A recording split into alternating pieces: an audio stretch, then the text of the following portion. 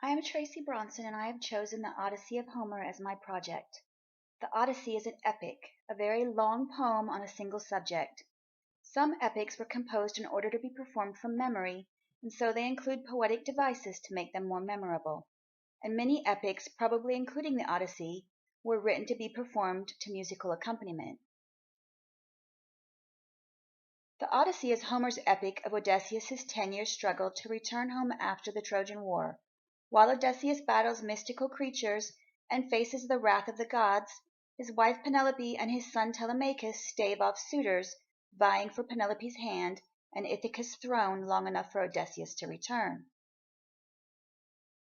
Homer is the man who, according to legend, wrote the two great epics of Greek history, the Iliad, the tale of Achilles and the Trojan War, and the Odyssey, about the travels of Odysseus. Both books are considered landmarks in human literature, and Homer is therefore often cited as the starting point of Western literary and historical tradition. The details of Homer's life are a mystery. Some scholars believe that no such man ever existed, and that the works credited to him were actually told and gathered by many people over centuries. Other stories give various birthplaces and ages for Homer and suggest he was a wandering poet or minstrel. Homer is usually said to have been blind, a point on which nearly all legends agree. Odysseus is the hero of the Odyssey.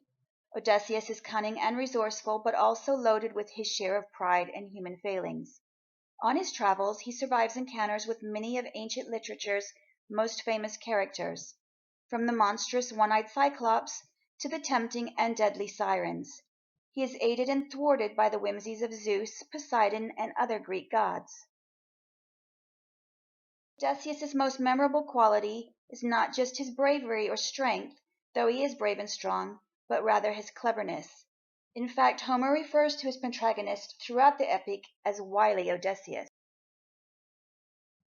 The Odyssey is about cunning, which becomes apparent in the very first lines of the epic. The Odyssey focuses on a man of twists and turns. Odysseus has extraordinary strength, as he demonstrates in Book 21 by being the only man who can string the bow, but he relies much more on mind than muscle, a tendency that his encounters showcase. After an invocation to the muse of poetry, the epic begins. Odysseus has been gone from Ithaca for about 20 years, the first 10 spent fighting the Trojan War, the last 10 trying to get home. Meanwhile, Odysseus's wife Penelope tries to fend off over 100 suitors who have invaded the royal palace, seeking her hand in marriage and a chance of ruling Ithaca. Telemachus, son of Odysseus and Penelope, is just coming of age and is at a loss of what to do about the suitors. Mother and son yearn for Odysseus's return. The first 4 books deal with Telemachus's struggle. A secondary plot in the Odyssey is Telemachus's coming of age. The goddess Athena appears to the young prince in disguise and advises him to gather an assembly of the island's leaders to protest the invasion of the suitors. Soon after, he visits old comrades of his father to gather from them any news of Odysseus. At the assembly, the 2 leading suitors confront the prince. They accuse Penelope of delaying too long in her choice of a new husband. As Telemachus secretly sets off for Pylos and Sparta, the suitors plot to assassinate him. At Pylos, Telemachus learns little of his father, but is encouraged to visit Sparta, where the king reports that Odysseus is alive but held captive by the goddess nymph Calypso.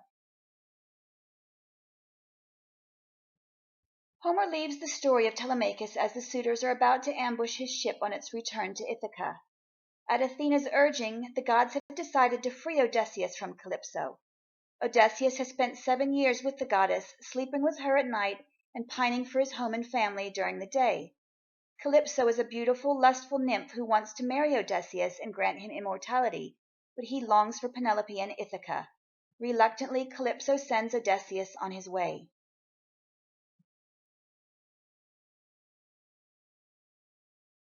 Poseidon, the sea god, spots the wayfarer and, seeking revenge because Odysseus blinded his son Cyclops, shipwrecks Odysseus on Phoenicia. The Phoenicians welcome the stranger and encourage him to tell the story of his adventures. Through Odysseus's narration, the reader goes back 10 years and hears his tale.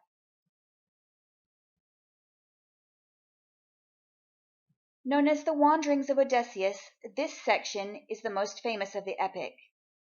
At the end of the Trojan War, Odysseus and his men sail first to the land of the Cicons.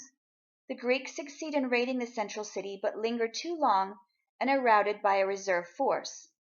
Hoping to sail directly home, the flotilla instead encounters a severe storm, brought on by Athena, which blows them far off course to the land of the lotus eaters. These are not hostile people, but eating the lotus plant removes memory and ambition. Odysseus is barely able to pull his men away and resume the journey.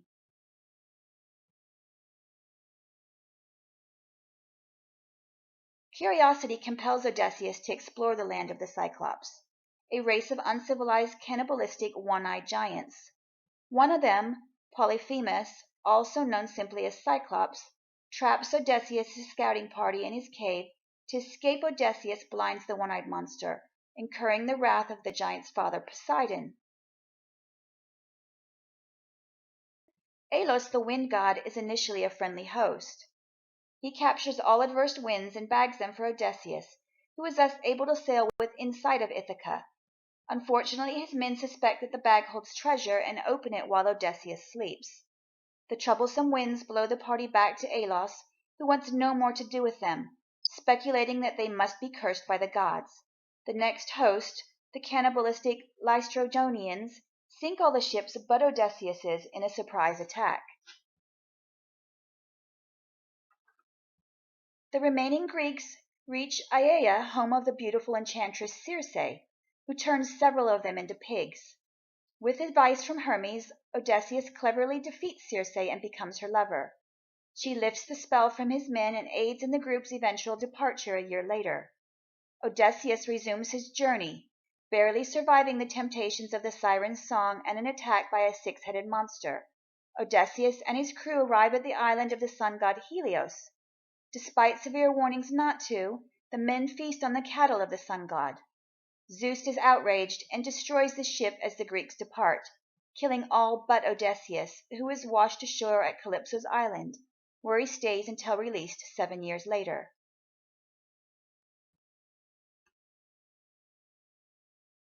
The story of his adventures finishes.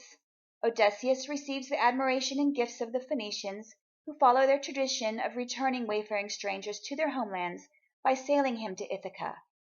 Meanwhile, Athena helps Telemachus avoid the suitors' ambush and arranges for him to meet his father at their pig farm not far from the palace.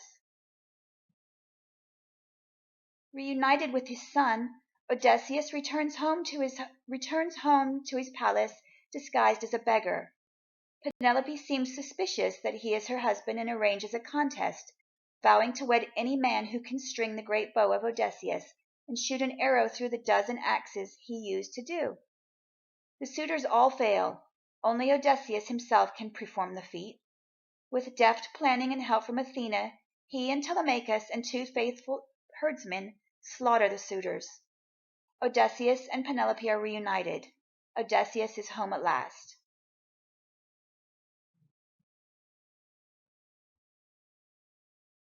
Storytelling in the Odyssey, in addition to delivering the plot to the audience, situates the epic in its proper cultural context. The Odyssey seems very conscious of its predecessor, the Iliad. Odysseus's wanderings would never have taken place had he not left for Troy, and the Odyssey would make little sense without the Iliad and the knowledge that so many other Greek heroes had to make homeward journeys of their own. Homer constantly evokes the history of the Odyssey through the stories that his characters tell.